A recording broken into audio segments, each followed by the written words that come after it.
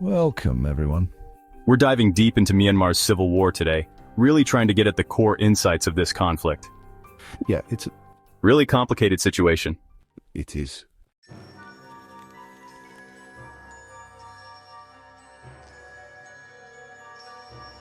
We've been looking at a ton of different sources, in-depth reports, first-hand accounts, just trying to understand what's really happening. And I think one of the biggest things to remember is that this isn't something that just happened overnight. This conflict, it goes way back in Myanmar's history. So to get the full picture, we really need to take a look back. Definitely. Yeah, we need to understand those decades of military rule, all the ethnic conflicts that have been going on, and the honestly kind of fragile attempts at transitioning to democracy.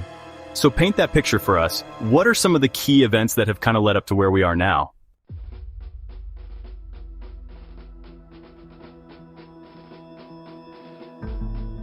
Well, you can't talk about Myanmar without talking about the military, the Tatmadaw. They've had such a powerful grip on the country since it gained independence back in 1948. Staged coups, suppressed any kind of dissent, and been fighting these long wars with various ethnic armed organizations. And these groups, they represent different minority groups who are fighting for things like autonomy, recognition, their rights basically. Can you give us an example, like one of these groups and what they've been going through? Sure. You could look at the Karen National Union, the KNU. They've been fighting for self-determination since the 1940s, faced so much discrimination and violence from the Bamar majority. Yeah, the majority ethnic group in Myanmar and their struggle. It's just one of many. It really highlights these deep ethnic tensions that have always been there.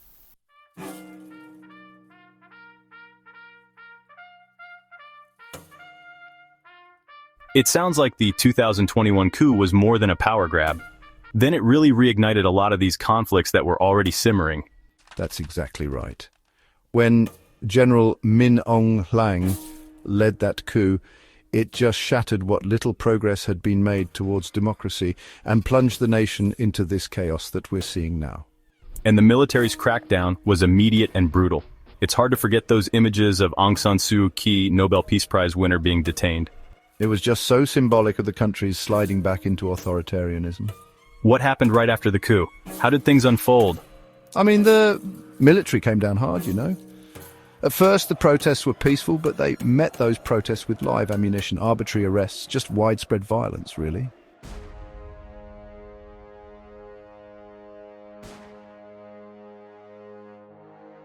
It's almost as if the crackdown itself fueled the resistance that we're seeing now.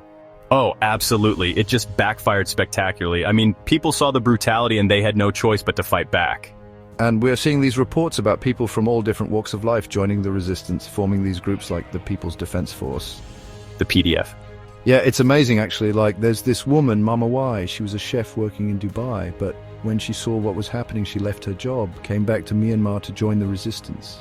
It's incredible the level of commitment and courage that people are showing. Yeah, it really speaks to how desperate the situation is, how much people want change. But I think it's also important to note that this isn't a simple two-sided war. Right? It seems way more complicated than that. It is, yeah. The coup totally shook things up. Power dynamics have shifted, new alliances have formed. It's this whole web of conflict now.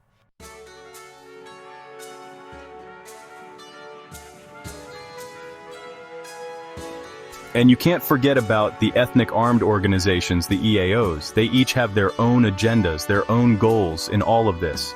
So how are those groups navigating the situation, the EAOs, Well, many of them, groups like the KNU and the Chin National Army or CNA, they see this as a chance to push for more autonomy. So they're joining forces with the PDF, sharing resources, expertise, launching attacks together. Makes sense. It's a common enemy, yeah.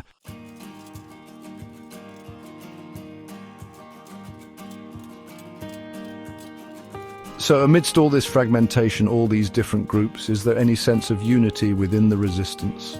Well, there's the National Unity Government, the NUG. They were formed by ousted lawmakers and activists, and they're really trying to bring everyone together.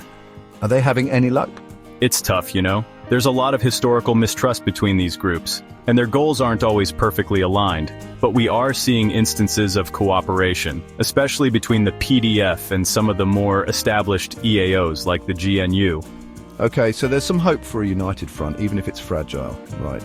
It's a work in progress, that's for sure. But it's happening and it has to happen. If they want to effectively challenge the military, I think that's a good place to pause for now. Yeah, we've laid the groundwork, talked about the historical context, the different players involved. When we come back, we'll delve deeper into the specifics of the conflict itself. so we've talked about like the history and who the players are in this conflict. Yeah, we've set the stage. Right, exactly. But now I think it's time to really dig into what's happening on the ground.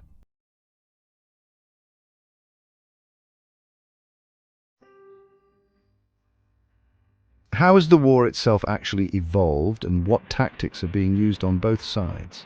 I think that's a really important point. I mean, it's one thing to understand the motivations behind the conflict, Right. but it's another thing entirely to get a sense of how the battles are actually being fought. Absolutely.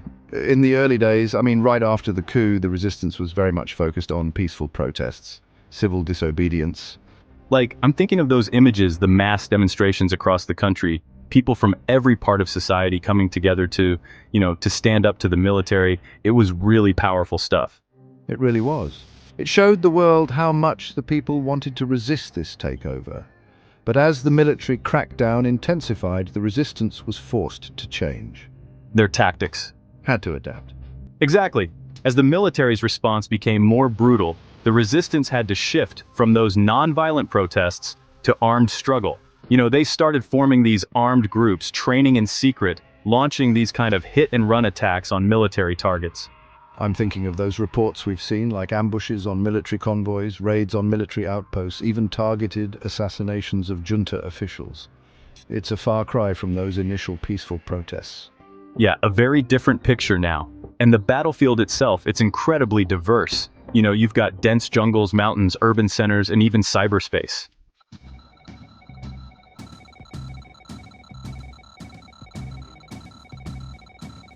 Cyberspace, really. I'm curious, how is technology playing a role in this conflict? It's become absolutely critical. The resistance may be outgunned and out-resourced, but they've been so resourceful when it comes to using technology. They're using drones, both the ones you can just buy and ones they've made themselves, using them for surveillance, dropping explosives, even creating propaganda videos. I remember seeing that footage online, that drone dropping a bomb on a military truck. It went viral. Oh yeah, it was a huge moment. I think really showed the world how the resistance was using technology to kind of even the odds. Punch above their weight. Exactly, and they're using social media too, which is important because they're able to spread information, coordinate their activities, and really get that international support. The military has tried to censor them, but it hasn't really worked. So the resistance is adapting, they're innovating. How is the military responding to all this?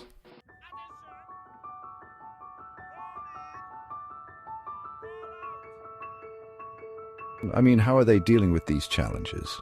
Well, they still have a lot of firepower. They've got the fighter jets, the helicopters, the heavy artillery. The conventional stuff. Yeah, and they are trying to modernize their tactics. They're using drones more themselves. They're trying to crack down on online dissent, but they're facing this really big problem. Not enough manpower. They're running out of soldiers. Kind of, yeah. And they're trying to address it by implementing this forced conscription policy. Basically, all men between 18 and 35 and women between 18 and 27 have to do up to 2 years of military service. Wow, I can't imagine that's going over well. It's not. People are really angry about it. It's actually pushing more people towards the resistance, making the problem even worse. It's a vicious cycle then. It is, yeah. So you've got this very complex battlefield. Both sides are trying to adapt, trying to gain the upper hand.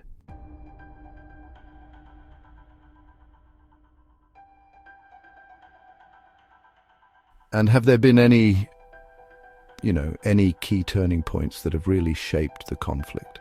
Like decisive moments? Yeah, exactly. I think one that stands out is Operation 127.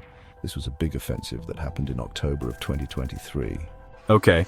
It was led by this alliance of three of the most powerful EAOs, the Tong National Liberation Army, the Myanmar National Democratic Alliance Army, and the Arakan Army.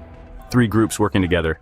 Right, it was a big deal because they targeted some really strategic locations in northern Shan State, close to the border with China, and it was a huge success for the resistance. They inflicted heavy casualties on the military. They captured some important towns. So a real show of force. Yeah, and it, along with other successful offensives, really exposed the military's weaknesses. Before that, they were seen as almost untouchable. So it seems like these victories, they've really emboldened the resistance, shifted them from a defensive strategy to a more offensive one. That's right. They're gaining confidence, they're improving their skills, and they're becoming much more adept at using both conventional and unconventional tactics.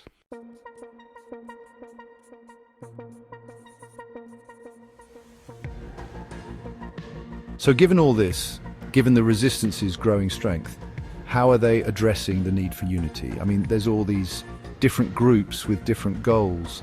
How do they create a cohesive strategy? It's a huge challenge. Definitely. They've tried to establish a more unified command structure. It's hard to imagine, overcoming decades of mistrust between some of these groups. Oh, absolutely. And the NEG, even though many people see them as the legitimate government, they're still struggling to gain full control and unify everyone under their banner. So what needs to happen? What could help facilitate this unity? What could get in the way? I think one crucial factor is having a clear vision for what a post-mortem Myanmar would look like. Like a roadmap for the future. Exactly. And the NEG, they've proposed this federal democratic system which would give more autonomy to ethnic minority regions. Okay, sounds promising. But the details still need to be worked out. They need to get more people on board with it. So there needs to be more debate, more negotiation to really solidify that vision. Right. It's about finding that balance between respecting the aspirations of different groups while also creating a sense of national unity. That's a tough needle to thread. It is.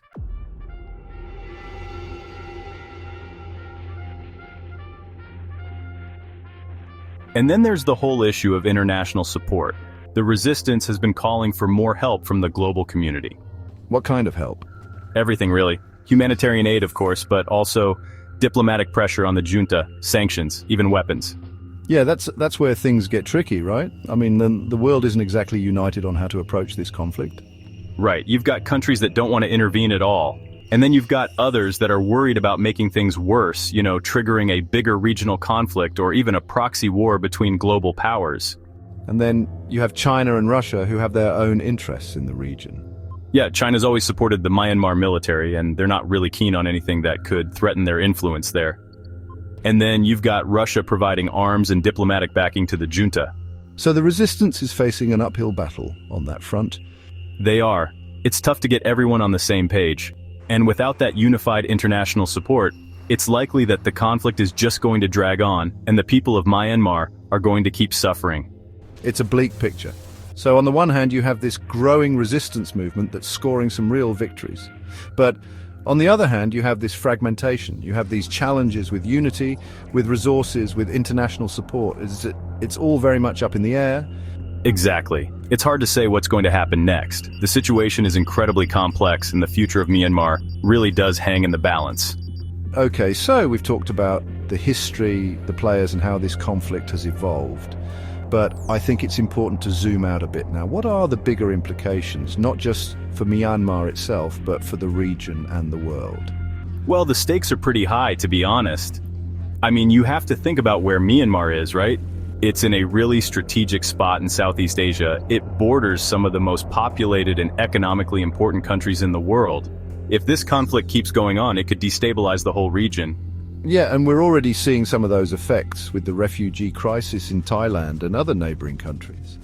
Right, exactly. It's a huge humanitarian issue, and it's a sign of how far-reaching the consequences of this conflict can be. Plus, there's always the worry that the instability could spill over borders. You could see more violence, more lawlessness. And if Myanmar were to become a failed state, it would create this vacuum that could be exploited by all kinds of bad actors, criminal networks, extremist groups, even rival countries looking to gain influence. It's a scenario that no one wants to see.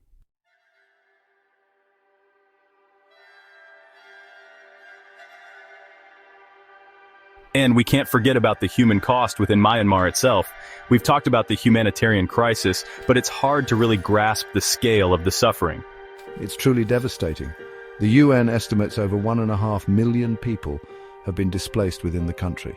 They're living in these overcrowded camps where they're hiding in remote areas where they barely have access to food, water, medicine. And then you have the reports of widespread human rights abuses, torture, sexual violence, child soldiers. It's just horrific. And it seems like the junta's brutal tactics are just making everything worse, alienating the population, making it even harder to imagine a peaceful solution. So is there any hope? What are the potential paths out of this mess?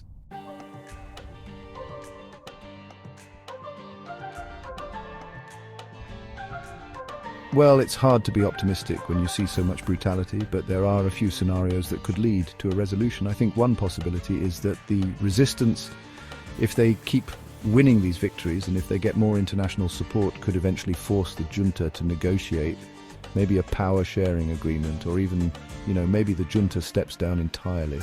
That would be amazing, but it seems pretty unlikely given the military's history. They've been in power for so long. It would be incredibly difficult, no doubt, but the resistance has surprised a lot of people already. They're incredibly resilient and they're not giving up. So that's one possibility. What else? Another possibility is that the international community steps up and takes some real action, like imposing tougher sanctions that really hurt the junta, cutting off their access to weapons and funding, or even formally recognizing the Noji as the legitimate government. That would send a strong message, but again, getting everyone on the same page seems almost impossible, especially with China and Russia in the picture. Yeah, there are a lot of geopolitical roadblocks, and there's always the risk that more intervention could actually escalate. The conflict could lead to a wider war.